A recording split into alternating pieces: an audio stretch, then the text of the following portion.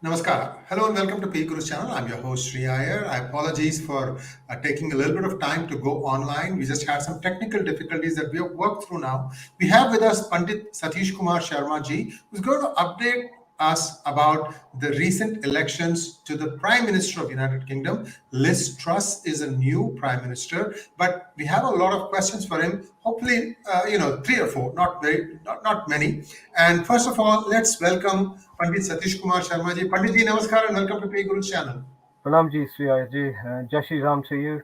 And my apologies for the delay. I was rushing back to try and get in front of a decent camera for you. Welcome to the audience as well. It's a pleasure to be here. No worries, sir. Congratulations on getting a new Prime Minister. First off, what went wrong for Rishi Sunak? Actually, I don't think anything went wrong at all. Personally, I think that this is the right decision for everybody, even for Rishi. It's a little bit too early in the political cycle for Rishi to have become Prime Minister. And sometimes, no matter how good you are, your personal credentials can sometimes conflict with what the mood of the nation and the need of the nation is. If I can ask you and your audience to do one thing, and that's put out of your mind for a second that he's Indian origin, brown and Punjabi sort of person, and just view him on the basis of his credentials and who he is. The nation has had enough of shiny, slick, London city, ex-banking sort of people, the Bullingdon boys, as they're called collectively. It's the private school educated, Oxbridge, etc., very wealthy, globalist type of profile, was not the profile that was resonating with the people in the country. So I actually think it's a good thing. I remember when the news came out about his green card, visits to California, high tech, etc. All of that's wonderful. But at this moment, the British public are on the verge of probably the hardest period of time since the last war. And so they really wanted somebody who would feel that and would be able to connect with it. And I don't think Rishi managed to convince them that he was a man of the people, from the people, for the people, and to be chosen by the people. A gulf that was just a bit too much. Personally, I think it's the right thing.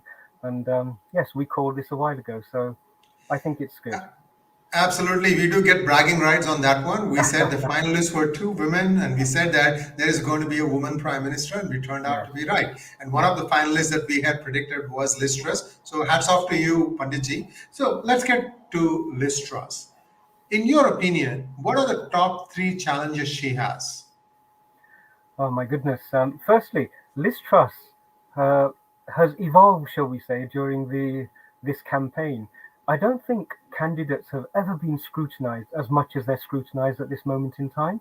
If you just think of the global social media eyes that are on a person, nothing is left uninspected, unscrutinized, and unchallenged. So she has been through trial by fire. As she described it in her speech, this is the end of probably the longest, and I would say one of the harshest job interviews in history.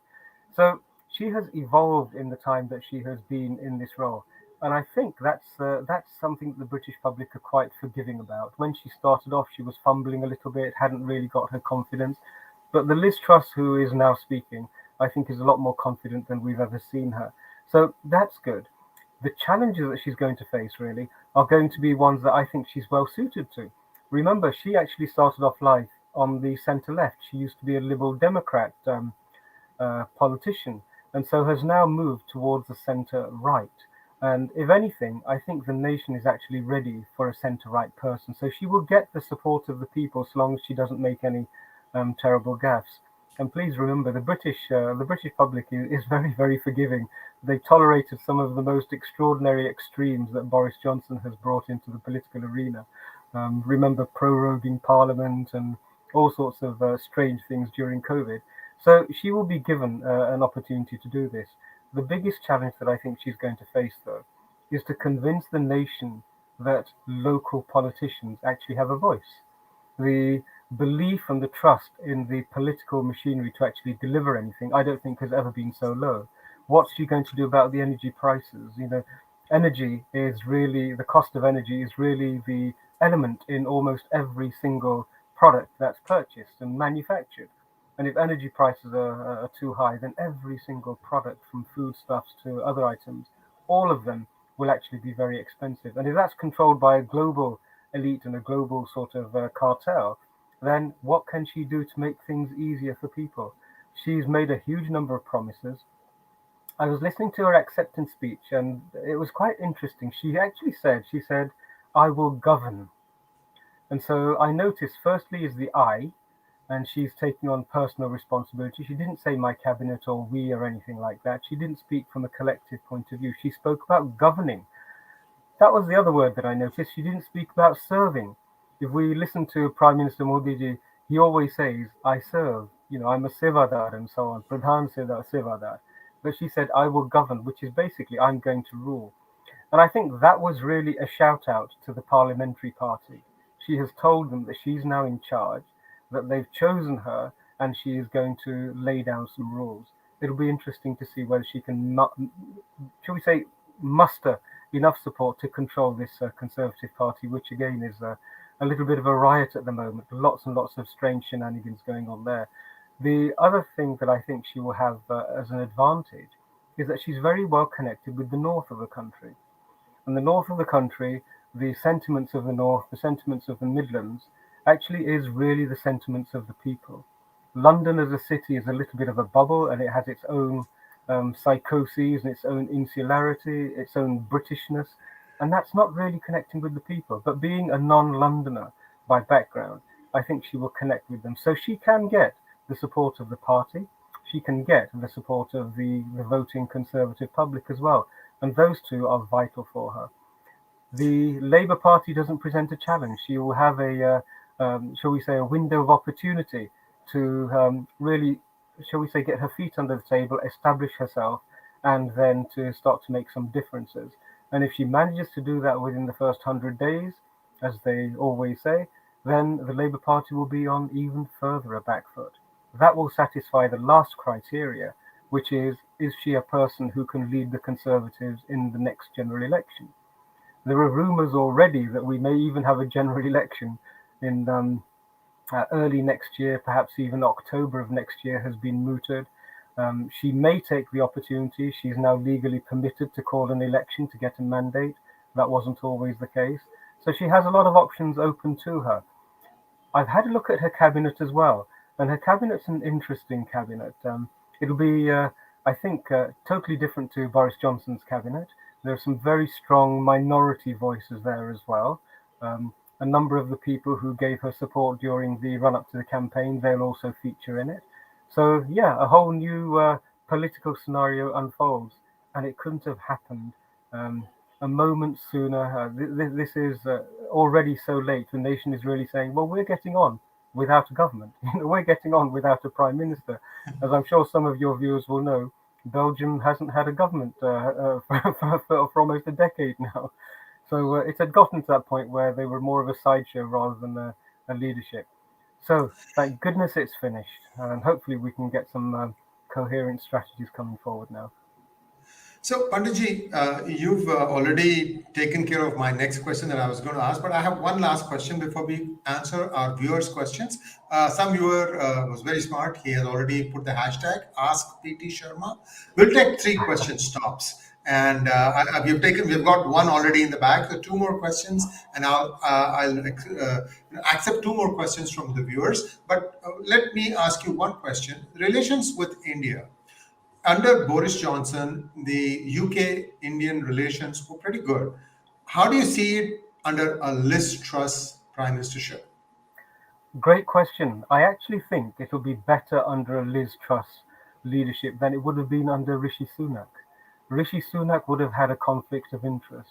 And remember, conflicts of interest, not only do you not have to have a conflict of interest, you have to be seen to not have a conflict of interest. So from that point of view, absolutely. He would have had a difficult task. She's also served as Foreign Secretary, and she visited and established some ties with the BJP government, which were very promising. She was suitably accommodating of the fact that India is a huge powerhouse in the global economy, as well as being the world's largest democracy. And she was mindful of that. She watched her language. We were all very careful about that. One other thing, I've had a word with a number of conservative, shall we say, some prominent and some not so prominent people who know the parliamentary circles. And their response to me was an interesting one. They said, actually, we can talk and come to an understanding with Liz Truss. She's more open to conversations, whereas in the past, perhaps Rishi has not been perceived as being that. So on all of those scores, I think the established groups, Priti Patel, for example, the Home Secretary, if she retains that position, she certainly has got a good working relationship with Liz Truss and could get on with her as well. So Rishi Sunak wasn't the only India origin and India-centric parliamentarian that we had. There are others as well, and many of them are actually quite happy that Liz Truss has secured the leadership and are looking forward to building strong ties. So yes, I think it's a good choice. Sweetie, I don't think we can underestimate that the nation and the Conservative Party has decided to choose a woman. This is very important because there was a distinct feeling that the nation needed somebody who could project a more caring, more inclusive, and a genuinely more compassionate voice. Towards the end of his prime ministership, Boris Johnson's attitude, as well as the Conservative Party's projections, had become very harsh. Had become very, very strident. The boys were running amok. Many people had made that remark. So I think that's a really important indicator of a person who will be more accommodating and who will be more compassionate. So I think I see nothing other than better relationships with Bharat and with the BJP. Wonderful, sir. And let's take some questions now. First question, please. Mr. Lee wants to know, why is Truss trying to introduce legislation to make Scottish independence harder? It's a great question. Let's just think about what the British have always done. And when I say British, everybody should understand that Britishness is focused around London. The British identity is a London identity. It's not a regional identity. And there's always been this gulf. There have been two identities at war. There's been the British identity, which says that the United Kingdom is one nation.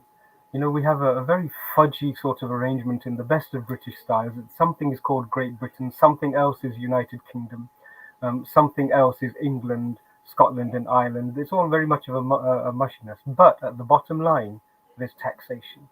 The more people who contribute towards the exchequer, the more authority, power and resources the government has.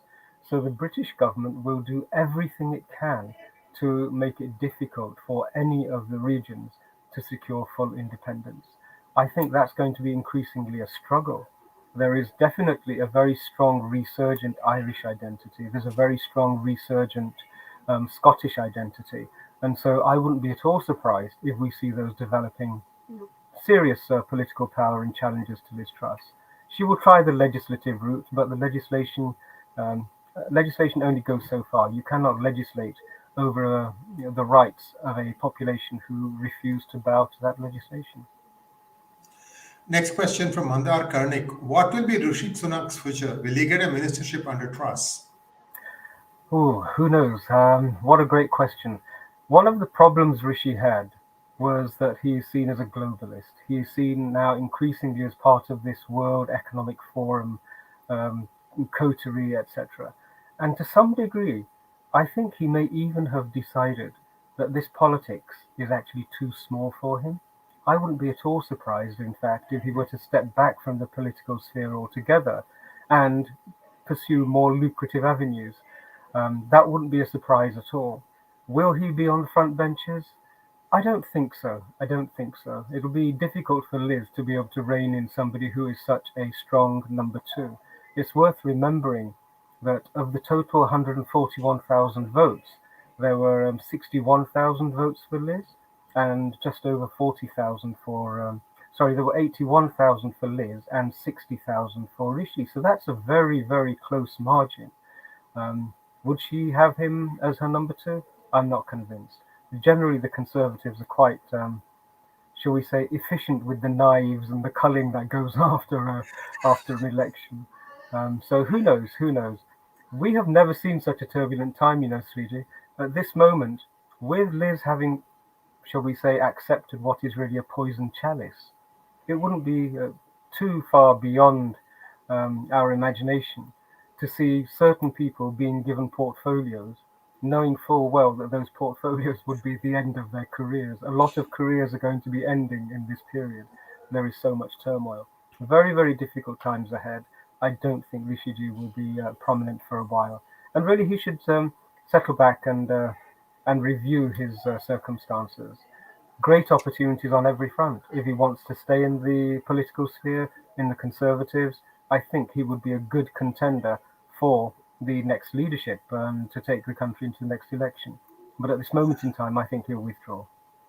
And last question for the day. Brahmastra wants to know, what will be Liz's view of the Islamic extremism in United Kingdom?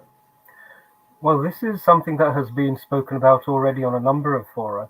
And just to wind the clock back a little, this issue of grooming gangs has been something that people have made public remarks on. Personally, I think that we will see an escalation of a more muscular engagement with this problem.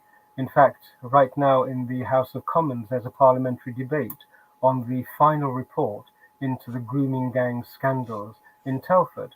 And the population is very, very concerned about this issue. I think Liz will probably do the thing that Rishi had described. Rishi had said he would deal with this issue without any hesitation. I think Liz will adopt that agenda. There is an appetite for it, and it's necessary. It's not just here in the UK. There have been connections made now between the ISI here in the United Kingdom and Pakistan. Perhaps your viewers will have picked up the news, I think it was only yesterday, about a Bentley that had been stolen in London, and somehow had the GPS had identified that it was now in Pakistan. So somebody has managed to steal a Bentley in London, arrange for the funds, for it to be shipped in a container under diplomatic cover. That was the key. It went under diplomatic cover and arrived in Pakistan, and they forgot to switch the GPS off. But this connection between terrorism funding Pakistan, the Islamist extremism, is now coming as a coherent vision, and I think it will be dealt with in this parliament. Thank you very much, Panditji, and you've responded at a very short notice to share your thoughts on the new United Kingdom Prime Minister. We wish her well.